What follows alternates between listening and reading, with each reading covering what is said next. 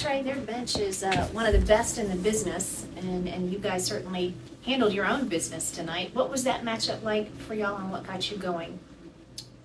I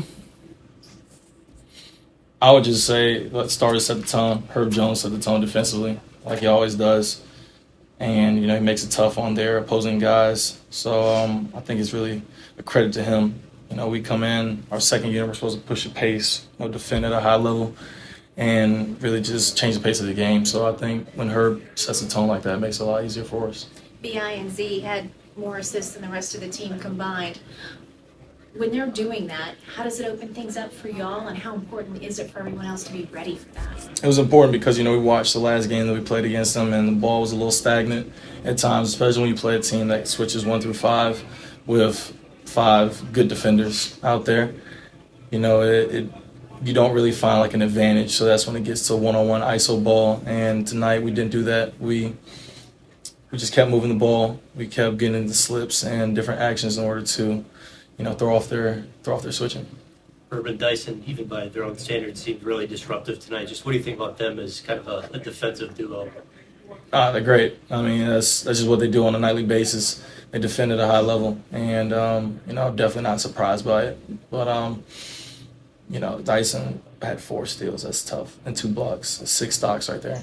It's pretty impressive. I can't lie. Yeah, I mean, that Clippers team has as much offense as any team in the league. How locked in, how focused were you guys as a team, just overall on the defensive end tonight? Everybody was really locked in, and once again, Herb Jones started it. He's an all-NBA defender, and he sets the tone. Like I said earlier, he sets the tone for us, and we just try to follow along.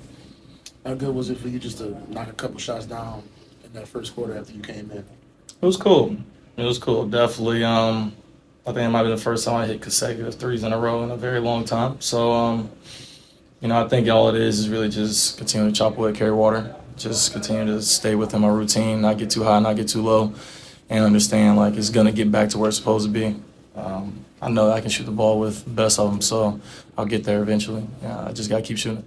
And what's it like just kind of seeing Zion kind of read the defense and kind of figure out when he needs to make the pass, when he needs to be aggressive, kind of seeing, him kind of process that information throughout the course of the game? No, it's great. I mean, you're seeing him take that superstar leap.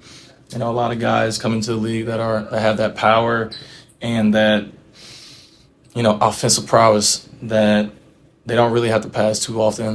They just, get to their buckets and stuff like that. They make that offensive leap when they start getting their teammates involved, because then guys have to be a lot closer to their man, so now you have a lot more space to attack. And so I think he's really figuring that out. He's starting to direct the offense. There's been a lot of times where he's told me, just go up high slot. Like, he'll be in the middle of the play, like, pointing me to the high slot, because he knows they're not going to help as much, and if they do, it'll be a 3. So you can just see his maturation process as the season progresses.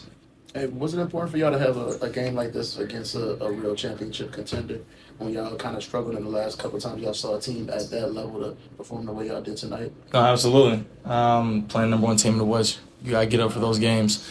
And, with our past history, haven't been too good with, those teams that are above us at the time. So getting one of those wins definitely helped a lot. Sure. Appreciate y'all. The vocabulary in there today.